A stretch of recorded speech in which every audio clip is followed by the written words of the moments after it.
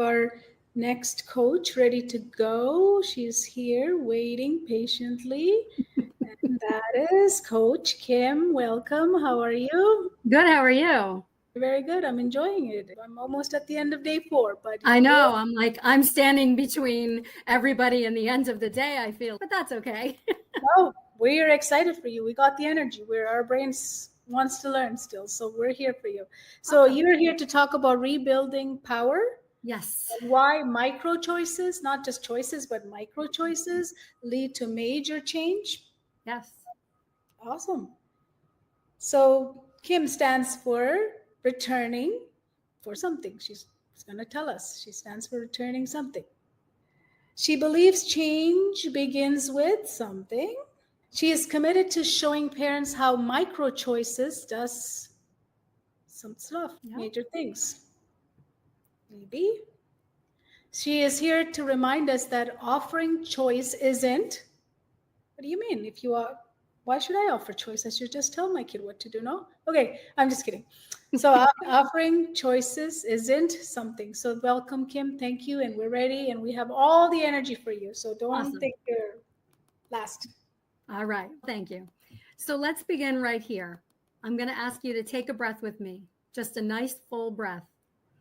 Now, I want you to notice you either chose to take that breath with me or you chose not to, because this isn't just about air or your breath. It's about agency, about our ability to make choices. Now, we don't think much about these little choices, do we? Whether to breathe deeply, whether to soften, whether to keep pushing, but they matter for us and they matter for our children.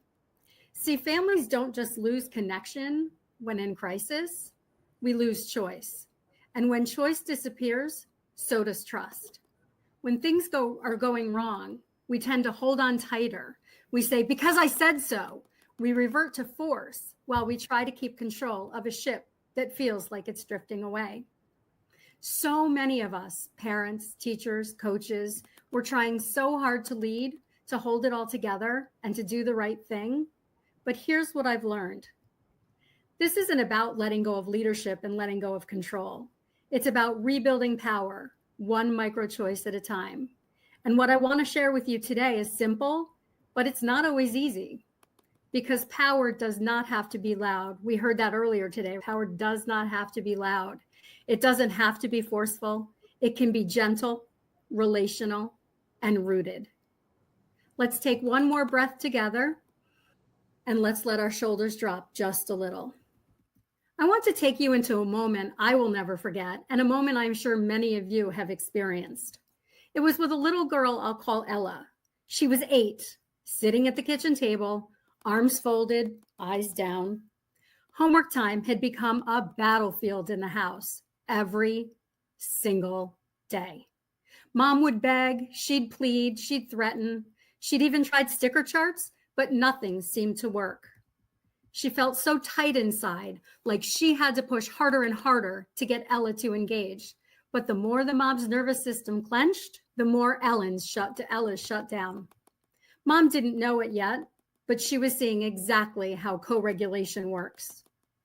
Co-regulation is when one person's nervous system helps another's find safety. It's not about the perfect words, having the perfect words, but it's about our tone, our body language, and our presence. A parent's calm heartbeat, their steady breathing, and their softened face can literally help a child's protective system stand down. When mom's body tightened, Ella's body matched it. But when an adult slows, softens, and offers safety, a child's nervous system can mirror that instead. Now back to that kitchen. Ella's protective system was in overdrive. And because safety hadn't been signaled yet, her executive system couldn't even activate. The mom was thinking, and now here we go again. Ella didn't even look up. The mom, her body tightening again as she put the worksheet in front of Ella, was scared. She was scared that her daughter would fall behind. She was scared that as a mom, she might not ever get it together. Worrying her daughter's defiance would lead to bigger behavioral challenges. In fact, just the day before, the mom had tried a different tactic, laying down the law. She told Ella, "You have 10 minutes to finish this sheet or you're losing TV for a week." In that moment, Ella's eyes hardened, her pencil snapped in half. She threw that paper to the floor and she stomped out of the room. No amount of reasoning or pressure brought her back after that. That moment left Mom feeling very defeated, and it left Ella feeling even more powerless. I knew we couldn't get to learning from that place. First, we had to get to safety. So I crouched down next to Ella and looked, really looked at her. I didn't see defiance. I saw a child who felt powerless. Her little body was rigid. Her eyes darted between the paper and the clock. I saw a child who was dysregulated, red light, full stop. So I tried something small. I said, Ella, would you rather start with the first question or the last? At first, nothing, no response. But then she peeked at me just for a second.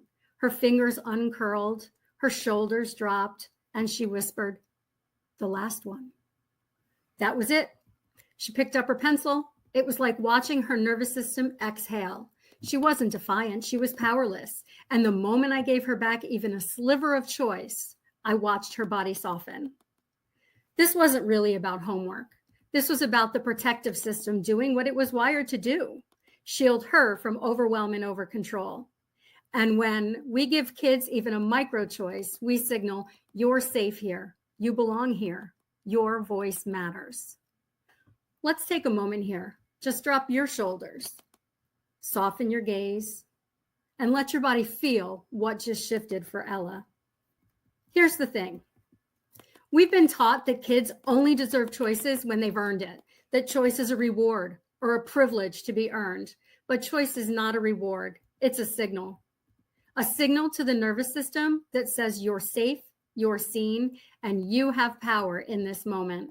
When a child has no say, not even in the tiniest things, their nervous system gets stuck in what we call the protective system. When they are in red, which is fight, flight, or freeze, they literally cannot access the part of their brain that helps them focus, follow directions, or even listen. Micro choices, these tiny, manageable, safe choices, are like gentle green lights. They help the body move out of red and yellow and back into green, back into connection.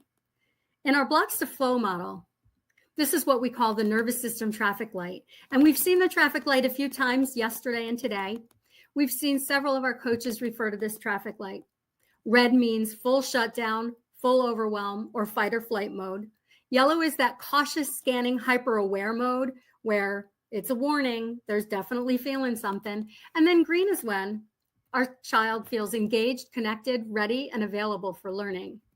Now, most kids that we label non-compliant or defiant are in red or yellow. Their executive system, that system responsible for regulation, decision-making, and engagement, is completely offline. But micro choices are like little gentle green lights. They can activate the executive system without force bringing it back online.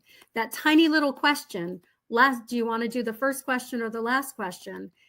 That was that little trigger to bring the executive system back online to be able to move forward.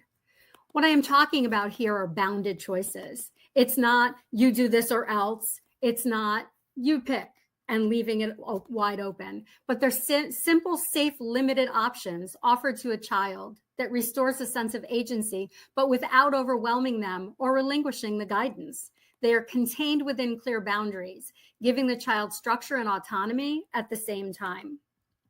So I can give you some real life examples. At bedtime, you might say, do you want to brush your teeth before or after pajamas? At mealtime, would you rather sit next to me or across from me? During homework, would you rather do the whole page now or split it into 2 parts? For teens, this can look a little different. Do you want to drive to school with me now or take the bus in 10 minutes? Would you rather talk about it tonight after dinner or tomorrow morning? These are still bounded choices, but they meet your teen at their stage, acknowledging their growing autonomy while keeping structure to the home. It doesn't have to be huge because it's not about the choice itself. It's about who they become because they're being trusted to choose. That micro choice, it has to be real and it has to be safe. Because when a child feels safe, they don't lose respect for your leadership. They trust it even more. Choice did not make Ella less compliant. It made her more engaged because her voice mattered. So here's what you can do today. Offer one simple bounded choice at a moment of tension. Would you like to start now or in 5 minutes? Do you want me right next to you or just close enough to cheer you on? It doesn't have to be huge, but it has to be real and it has to be safe. What you're saying is you matter. Your needs matter. We can do this together. I know how hard it is. You're trying to stay in charge. You're trying to keep the peace. You're afraid that if you give up any sort of control, the whole house will fall apart. But here's the truth. Control creates resistance, but choice creates trust. And I want you to feel this for yourself right now. If you're comfortable, close your eyes for a moment. Take a slow breath. Now think of a time recently when you felt you had to tighten your grip on your child, when you said, because I said so, or don't argue with me. Notice, how did your body feel in that moment? Were your shoulders high, your chest tight? Was your jaw clenched? Now imagine in that moment, what micro choice could you have offered instead? What might have softened in you? What might have shifted in that moment? What if just once a day you signal to your child, I see you, I trust you, you matter. Take a moment and really picture it. And then tell yourself, this week I will offer, and name your choice.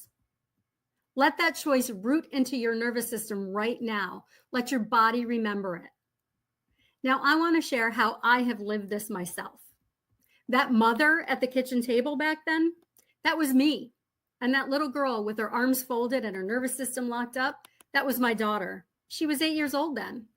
I didn't know it at the time, but those tiny choices I gave her were not making her weaker. They were making her stronger. They were teaching her she mattered, and they were giving her back her voice.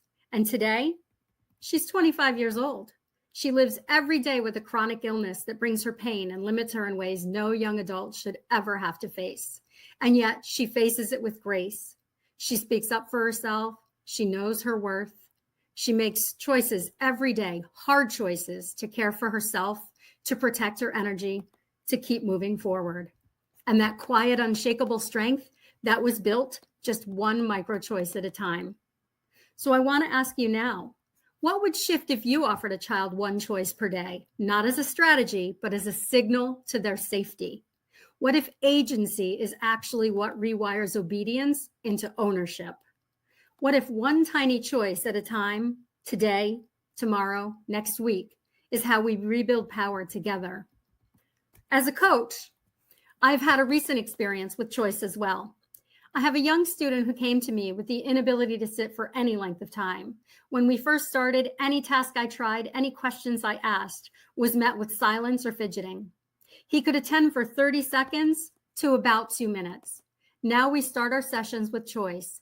He leads the session with bounded choices. I set the limits. He chooses the flow. And you know what? Just 5 weeks later, we work for a solid 45 minutes with minimal breaks for him breaks from his focus or for a need for a break. These micro choices have made a huge difference in his stamina, in his ability, and in his willingness to work together. So what I now know is this: when we rebuild power with these small micro choices, we don't lose authority. We regain trust. Power doesn't have to be loud. It doesn't have to be forceful. It can be quiet, gentle, rooted. And the child who learns to trust themselves through their choices and ours becomes the adult who leads their own life with grace, even in the face of pain or struggle. So today I invite you to offer one micro choice and watch what grows. Thank you. Kim, that was so powerful. Thank you. Thank you for sharing you and your daughter's story. I love how you told us at the end. Thank you Yes. so much. Yep. I didn't have the language back then, but darn it, I was using micro choices to make a difference. And I was working on her nervous system, even though I wouldn't have used that language. Beautiful. Yep. Thank you. It's instinct too. Yes. Yes. Going back to what Amy said. Yep. Intuition, instinct. Yep. We have that. Yep. Awesome. Any questions for Kim? I was in tears. So powerful. Ruth says powerful. Stacy says, so amazing. Thank you for sharing your story. Do you have any gift for us? Yes, I actually do. Hopefully it'll show up on there. I'm looking for people to give me an email at coachkim@guidingmindslearningsolutions.com for a chance to win free foundation series of coaching to kickstart their flow.